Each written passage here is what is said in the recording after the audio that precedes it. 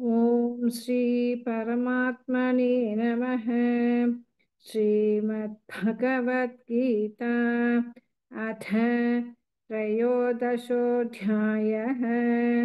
क्षेत्रक्षेत्रज्ञ विभागयोगः। श्रीभगवानुवाच इदं शरीरं कौन्तेय क्षेत्रमित्यभिधीयते। एतद्यो वेति तं प्राहुः क्षेत्रज्ञ इति तत्त्वितः। क्षेत्रज्ञं चापि मां विद्धि सर्वक्षेत्रेषु भारत। क्षेत्रक्षेत्रज्ञयोर्ज्ञानं यत्तत् ज्ञानं मतं मम तच्क्षेत्रज्ञश्च यादृक् यद्विकारि यतश्च यत् स च यत्प्रभावश्च तत्समासेन मे शृणु। ऋषिभिर्बहुधा गीतं छन्दोभिर्विविधैः पृथक् ब्रह्मसूत्रपथैश्चैव हेतुमद्भिर्विनिश्चितैः। महाभूतान्यहङ्कारः बुद्धिरव्यक्तमेव च इन्द्रियाणि दशैकञ्च पञ्चचेन्द्रियगोचराः। इच्छा द्वेषः सुखं दुःखं सङ्घातश्चेतना धृतिः। एतच्क्षेत्रं समासेन सविकारमुदाहृतम्। अनिमात्वमदम्भित्वम् अहिंसा शान्तिराजवम् आचार्योपासनं शौचं स्थैर्यमात्मविनिग्रहः। इन्द्रियार्थेषु वैराग्यम् अनहङ्कार एव च। जन्म मृत्युजरा व्याधि दुःखदोषानुदर्शनम् असक्तिरनभिष्वङ्गः पुत्रदारगृहादिषु नित्यं च समचित्तत्वम् इष्टानिष्टोपपत्तिषु मयि चानन्ययोगेन भक्तिरव्यभिचारिणी। विविक्तदेशसेवित्वम् अरतिर्जनसंसदि अध्यात्मज्ञाननित्यत्वं तत्त्वज्ञानार्थदर्शनम्। एतज्ज्ञानमिति प्रोक्तम् अज्ञानै यततोऽन्यथा ज्ञायै यत्तत् प्रवक्ष्यामि। यज्ञात्वामृतमश्नुते अनादिमत्परं ब्रह्म न सत्तन्नासदुच्यते। सर्वतः पाणिपादं तत् सर्वतोक्षिशिरोमुखम् सर्वतः श्रुतिमल्लोके सर्वमावृत्य तिष्ठति। सर्वेन्द्रियगुणापासं सर्वेन्द्रियविवर्जितम् असक्तं सर्वभृच्चैव निर्गुणं गुणभोक्तृ च। बहिरन्तश्च भूतानाम् असरञ्चरमेव च सूक्ष्मत्वात् तद्विज्ञेयं दूरस्थं सान्तिके च तत्। अविभक्तं च भूतेषु विभक्तमिव संस्थितं भूतभर्तृ च तत् ज्ञेयं ग्रसिष्णुप्रभविष्णु च। ज्योतिषामपि तज्ज्योतिः तमसः परमुच्यते। ज्ञानं ज्ञेयं ज्ञानगम्यं हृदि सर्वस्य विष्ठितम्। इति क्षेत्रं तथा ज्ञानं ज्ञेयं चोक्तं समासतः। मद्भक्त एतत् विज्ञाय मद्भावायोपपद्यते प्रकृतिं पुरुषं चैव विध्यनाधि उभावपि विकारांश गुणांश्चैव विद्धि प्रकृतिसम्भवान् कार्यकारणकर्तृत्वे हेतुः प्रकृतिरुच्यते पुरुषः सुखदुःखानां भोक्तृत्वे हेतुरुच्यते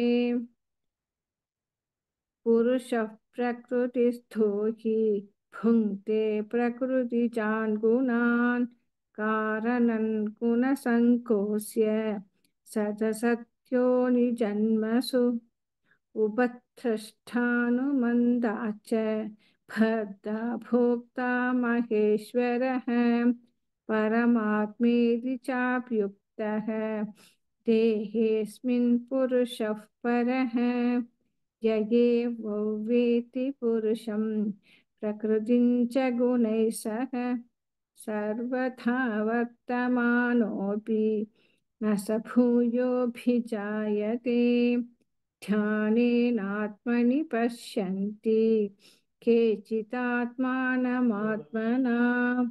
अन्ये साङ्ख्येन योगेन कर्मयोगेन चापरे अन्ये त्वेवमजानन्तः श्रुत्वान्येभ्य उपासते तेऽपि चादितरन्त्येव मृत्युं श्रुतिपरायणाः यावत् सञ्जायते किञ्चित् सत्त्वं स्थावरजङ्गमं क्षेत्रज्ञसंयोगात् तद्विद्धि भरतर्षभ समं सर्वेषु भूतेषु तिष्ठन्तं परमेश्वरं विनश्यत्स्व विनश्यन्तं यः पश्यति स पश्यति समं पश्यन् हि सर्वत्र समवस्थितमीश्वरं न हि नस्त्यात्मनात्मानं ततो याति परां गतिम् प्रकृत्यैव च कर्माणि क्रियमाणानि सर्वशः यः पश्यति तदात्मानम् अकर्तारं स पश्यति यथा भूतपृथक्भावम् एकस्थमनुपश्यति तद एव च विस्तारं ब्रह्म सम्पद्यते तथा अनादित्वान् निर्गुणत्वात् परमात्मायमव्ययः शरीरस्थोऽपि कौन्तेय न करोति न लिप्यते यथा सर्वगतं सौक्ष्म्यात् आकाशन्नोपलिप्यते सर्वत्रावस्थितो देहे तदात्मानोपलिप्यते यथा प्रकाशयत्येकः कृष्णल्लोकमिमं रविः क्षेत्रं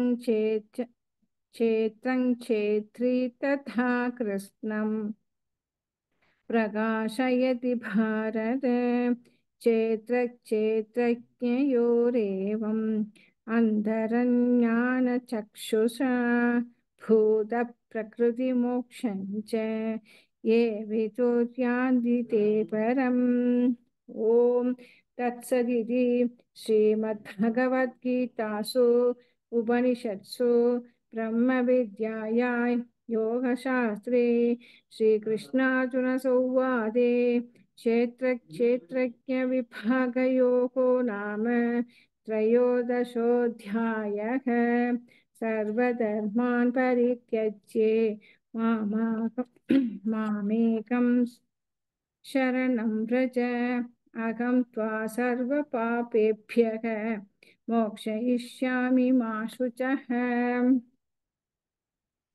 ॐ श्री परमात्मने नमः श्रीमद्भगवद्गीता अथ चतुर्दशोऽध्यायः गुणत्रयविभागयोगः श्रीभगवानुवाच परं भूयः प्रवक्ष्यामि ज्ञानानां ज्ञानमुत्तमं यज्ञात्वा मुनयः सर्वे परां सिद्धिमितो गताः इदं ज्ञानमुपाश्रित्य मम साधर्म्यमां गताः सर्गेऽपि प्रलये न व्यथन्ति च मम योनिर्महद्ब्रह्म तस्मिन् गर्भं दधाम्यहं सम्भवः सर्वभूतानां ततो भवति भारत सर्वयोनिषु कौन्तेय मूर्तयः सम्भवन्ति याः तासां ब्रह्म महद्योनिः अहं बीजप्रदः पिता सत्त्वं रजस्तम इति गुणाः प्रकृतिसम्भवाः निबध्नन्ति महाबाहो देहे देहिनमव्ययम् तत्र सत्त्वं निर्मलत्वात् प्रकाशकमनामयम् सुखसङ्गेन पथ्नाति ज्ञानसङ्गेन चानक रजोराहात्मकौ विद्धि तृष्णासङ्गसमुद्भवम् तन्निबध्नाति कौन्तेय कर्मसङ्गेन देहिनम् तमस्त्वज्ञानजौ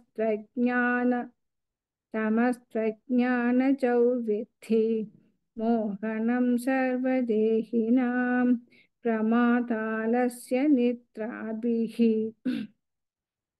तन्निबध्नाति भारत सत्त्वं सुखे सञ्चयति रजः कर्मणि भारत ज्ञानमावृत्य तु तमः प्रमादे सञ्जयत्युत रजस्तमश्चाभिभूय सत्त्वं भवति भारत रजः सत्त्वं तमश्चैव तमः सत्त्वं रजस्तथा सर्वद्वारेषु देहेऽस्मिन् प्रकाश उपजायते ज्ञानै यथा तथा विद्यात् विवृद्धं सत्त्वमित्युत लोभः प्रवृत्तिरारम्भः कर्मणामशमस्पृहा रजस्येतानि जायन्ते विवृद्धे भरतर्षभ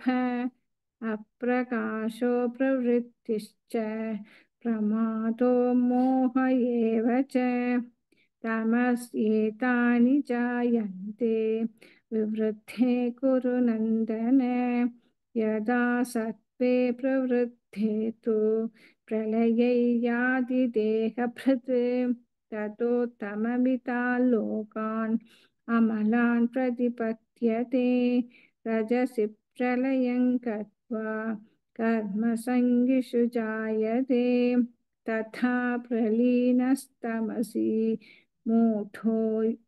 मूढयोनिषु जायते कर्मणः सुकृतस्याहुः सात्विकं निर्मलं फलं रजसस्तु फलं दुःखम् अज्ञानं तमसः फलं सत्त्वात् सञ्जायते ज्ञानं रजसो लोभ एव च प्रमादमोहो तमसः भवतो ज्ञानमेव च ऊर्ध्वं गच्छन्ति सत्त्वस्ताः मध्ये तिष्ठन्ति राजसाः जघन्यगुणवृद्धिस्ताः अथो गच्छन्ति तामसाः नान्यं गुणेभ्यः कर्तारम् यथा द्रष्टानुपश्यति गुणेभ्यश्च परौ वेत्ति मद्भावं सोऽधिगच्छति गुणानेतानदीत्यत्रीन् देहि देहसमुद्भवान् जन्म मृत्युजरा दुःखैः विमुक्तो मृदमश्नुते। अर्जुन उवाच कैर्लिङ्गैस्त्रीन् गुणान् एतान् अतीतो भवति प्रभो हिमाचार कथञ्चैतान् त्रीन् गुणानदि वर्तते। श्रीभगवानुवाच प्रकाशं च प्रवृत्तिं च मोहमेव च पाण्डव न त्वेष्टि सम्प्रवृत्तानि न निवृत्तानि काङ्क्षति। उदासीनवदासीनः गुणैर्यो न विचाल्यते गुणा वर्तन्त इत्येव योऽवतिष्ठति नेङ्गते।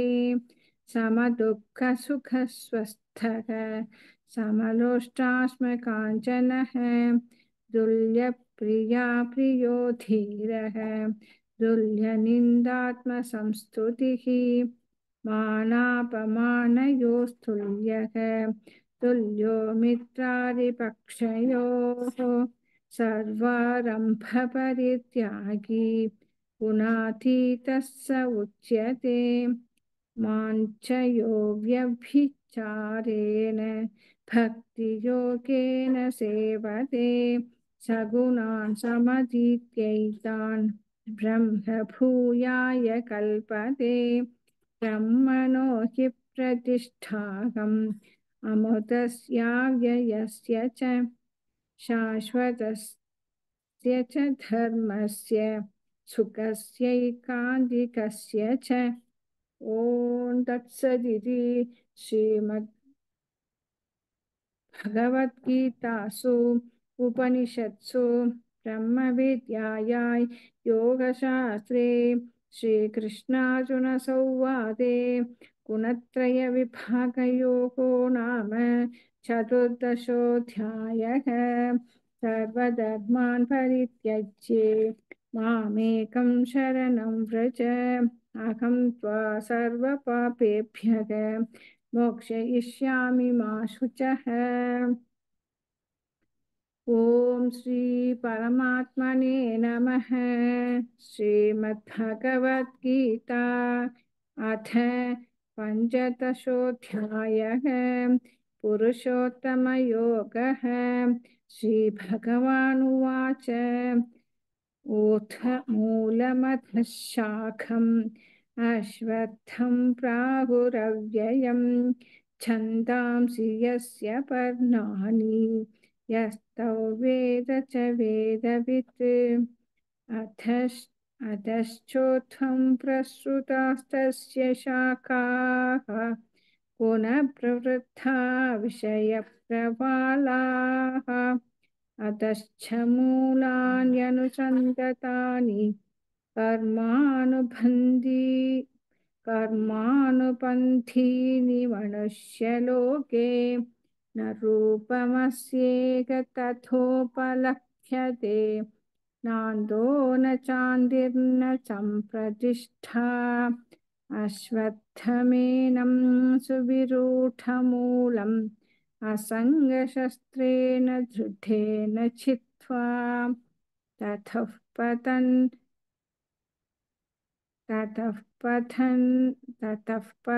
तत्परिमार्गितव्यम् यस्मिन् कदा न निवर्तन्ति भूयः तमेव चाद्यं पुरुषं प्रपद्ये यतः प्रवृत्तिः प्रसृता पुराणी निर्माणमोहाजितसङ्गदोषाः अध्यात्मनित्या निवृत्तकामाः द्वन्द्वैर्विमुक्ताः सुखदुःखसंज्ञैः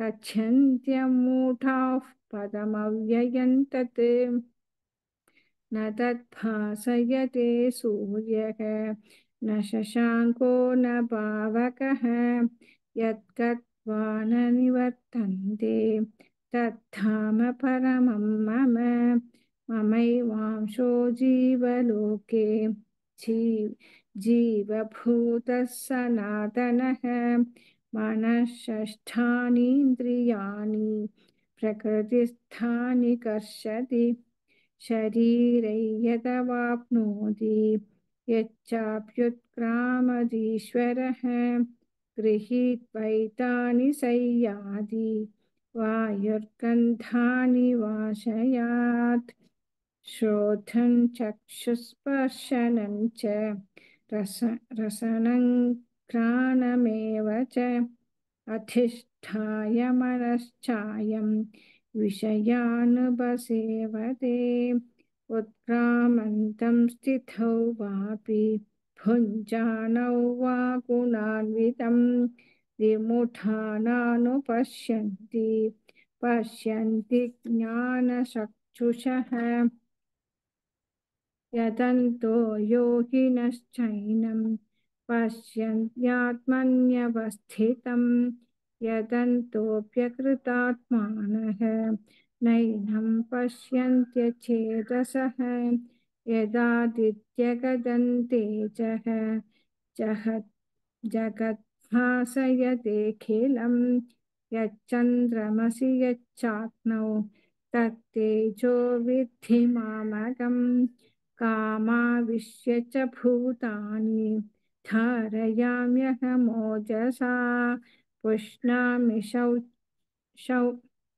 पुष्णामि शौचति सर्वाः सोमो भूत्वा रसात्मकः अहो वैश्वानरो भूत्वा प्राणिनां देहमाश्रितः प्राणापानसमायुक्तः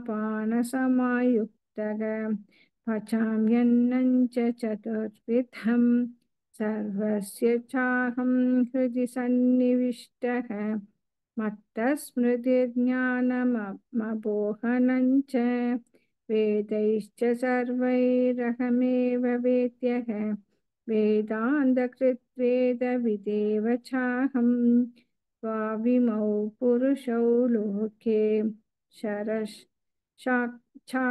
एव च शरः सर्वाणि भूतानि कूटस्थोऽक्षर उच्यते उत्तमः पुरुषस्त्वन्यः परमात्मेत्युदाहृतः यो लोकत्रयमाविश्य बिभत्यव्यय ईश्वरः यस्माच्चरमतीतोऽहम् अक्षरादपि अतोऽस्मि लोके वेदे च प्रथितः पुरुषोत्तमः यो मामेवमसम्मूढः